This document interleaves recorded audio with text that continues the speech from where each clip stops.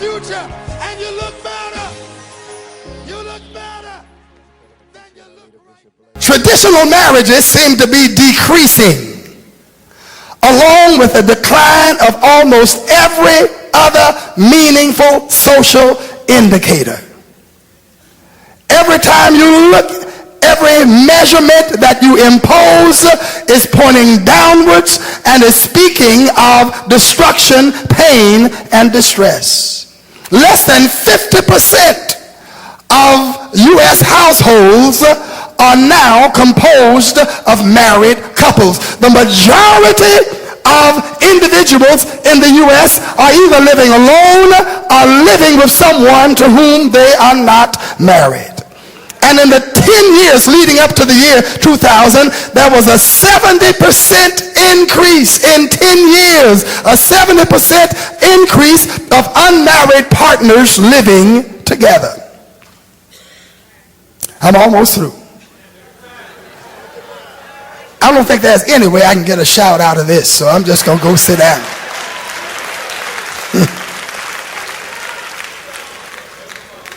So look at your neighbor and say the biblical pattern.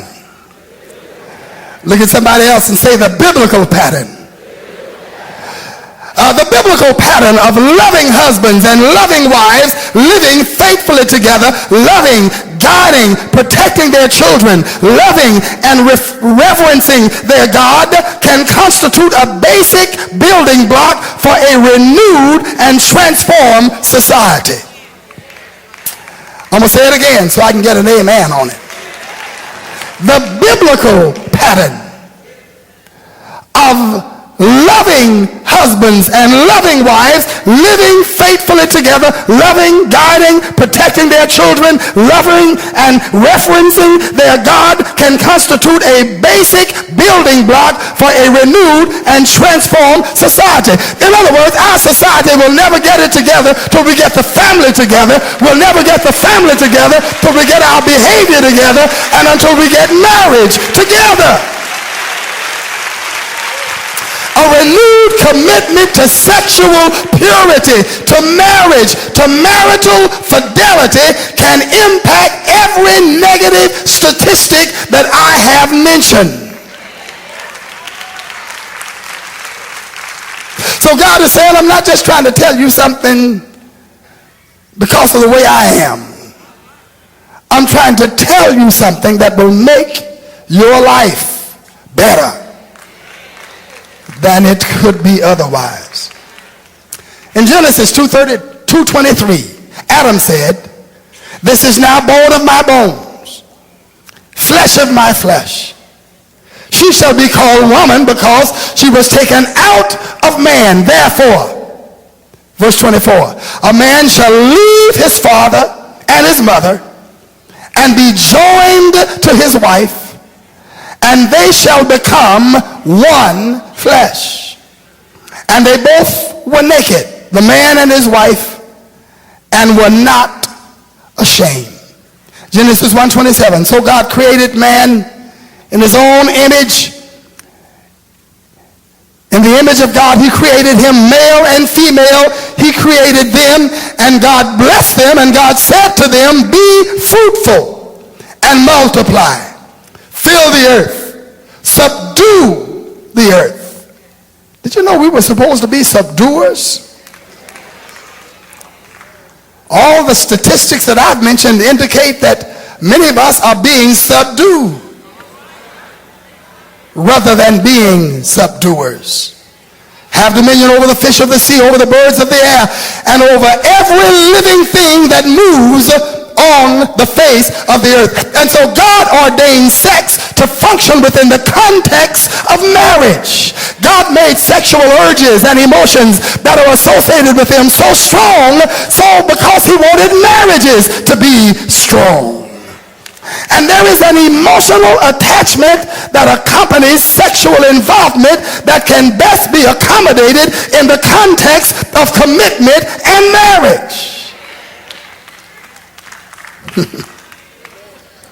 Marriage represents a complete bond with no restrictions, no holds, and a life commitment.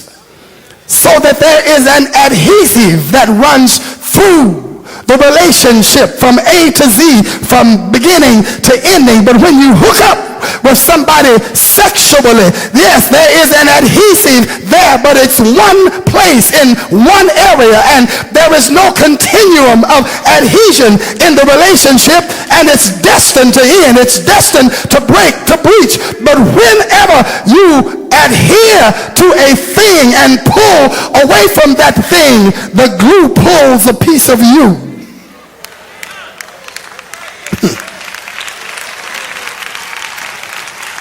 It leaves an aching, gaping wound in your mind, in your heart, in your life. And there'll always be a scar, even if it does heal. Maximum potential for commitment and mutual fulfillment on a deep emotional, mental, and spiritual level is possible only within the context of the marital relationship. Oh, you might say, oh, it's so wonderful, it's so nice, we're so harmonious and everything is so good. But hang on for a day.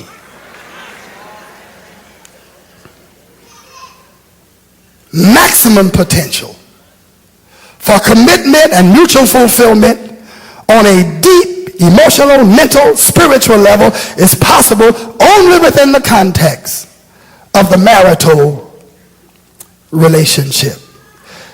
And this is provided not only for the husband and wife, but also for the emotional, intellectual, economic, physical development of the children. What about the children? In this setting, the children have an early and constant model of what they should seek to become and what they should seek for in a mate. You never know what to look for in a mate if you've never seen a good mate. And you don't have the privilege of seeing a good mate. You don't know what to be. You don't know what to look for if your mother or your father is not there with you in the home so you can observe them. The love that a husband and wife should have for one another is like the love that Christ had for the church. Look over at your neighbor and say, the love that a husband and wife ought to have for one another is like the love that Christ had for the church. Ephesians 5:25, husbands, love your wives just as Christ also loved the church and gave himself for her, that he might sanctify and cleanse her with the washing water by the word, and that he might present her to himself a glorious church, not having spot or wrinkle or any such thing, but that it should be holy and without blemish. So husbands ought to love their wives as their own bodies. He who loves his wife loves himself. Wives ought to love their husbands as their own bodies. If you love your husband, you love yourself. Love, mutual accommodation, love, respect, love, understanding, love, agreement. Thank you for watching the Jonathan Desvarney Gospel Channel. Make sure to subscribe to the channel and get your praise on.